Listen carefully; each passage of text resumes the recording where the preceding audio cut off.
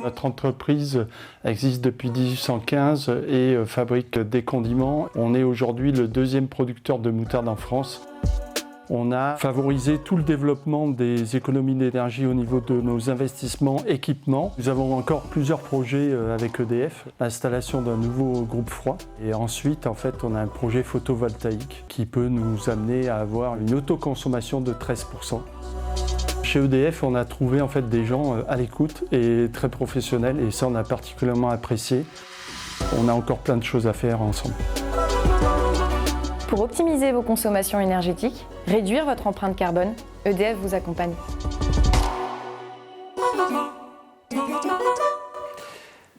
Rebonsoir. Rebonsoir. On vous retrouve avec plaisir. Vous avez aimé Larsen et... Ah, c'était pas mal. Ça électrise. Hein, vous avez Sympa. Ouais. Trophée de l'innovation numérique. Ça tombe bien parce que j'ai cru entendre ou savoir que vous étiez l'ancien patron de la transformation numérique chez EDF. C'est vrai ça? Exact. Ouais. Ouais. Oui, de temps en temps, on remet des prix, pas parce que ça a un lien vraiment avec le boulot, mais parce que ça vous fait plaisir. C'est mon cas, là. Ouais. Effectivement, donc le groupe EDF... Alors, la transformation numérique, c'est quelque chose que vivent toutes les entreprises, EDF parmi d'autres. Donc moi, j'étais en charge, vous avez raison, de la transformation numérique des activités dites commerciales d'EDF. EDF, c'est à la fois un immense industriel et aussi un très grand commerçant.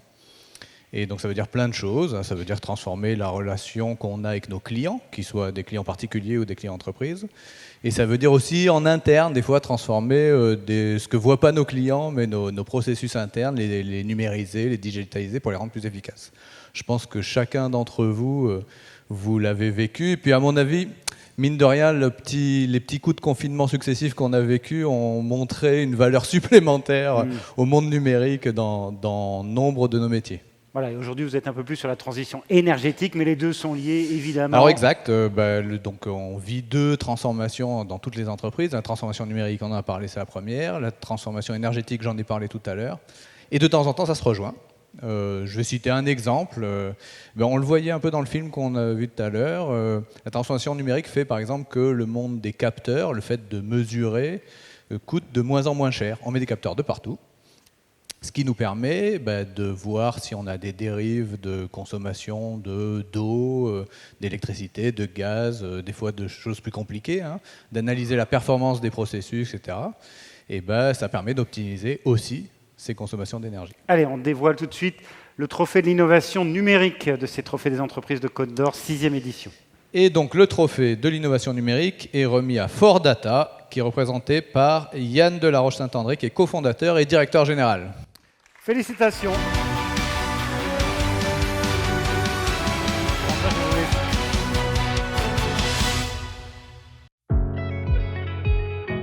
Fort Data, c'est une jeune PME dijonnaise, éditeur d'objets connectés et concepteur de plateformes web métiers dédiées ainsi qu'applications mobiles. Plus globalement, Fort Data est capable de concevoir, de fabriquer et de mettre en place des capteurs connectés pour obtenir des données clés que nous illustrons via nos plateformes web métiers et ainsi faire en sorte que ces données soient à la portée des équipes opérationnelles de nos clients.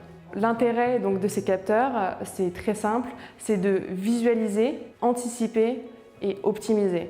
Le but, c'est d'éviter les ruptures ou d'éviter les débordements et ainsi optimiser la gestion logistique derrière pour nos clients. Bravo. Bonsoir, félicitations, on applaudit. Bravo. Merci à vous.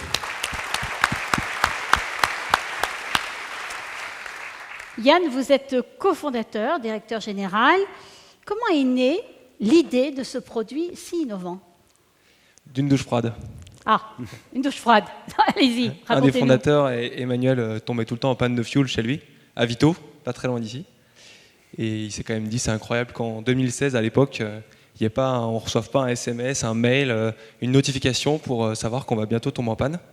Et donc c'est comme ça que ça a démarré, avec au départ un capteur de niveau pour cuve, du coup à fuel, qui très vite après est devenu un capteur pour cuve à eau, à engrais, à diesel, etc. etc. Et voilà, l'offre a démarré comme ça, au départ pour les particuliers.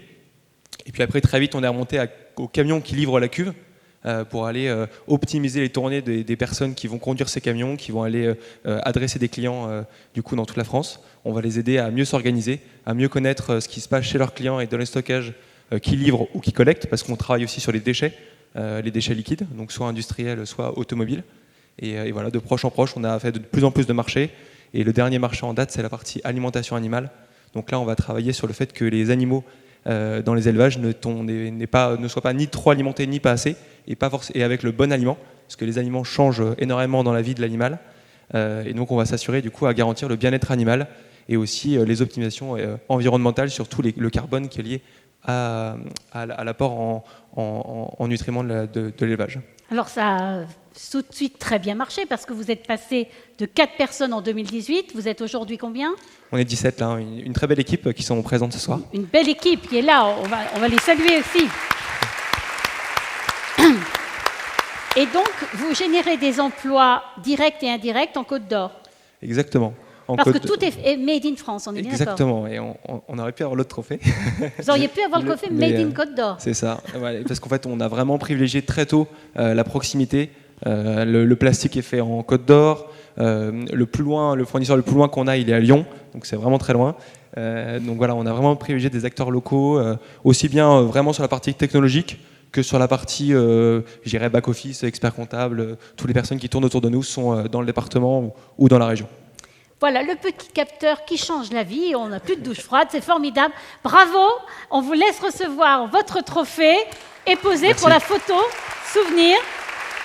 Allez-y, messieurs, on va prendre une photo. Merci. Félicitations à toute l'équipe. Merci également à François Gonzier. Bravo à Fort Data pour ce trophée.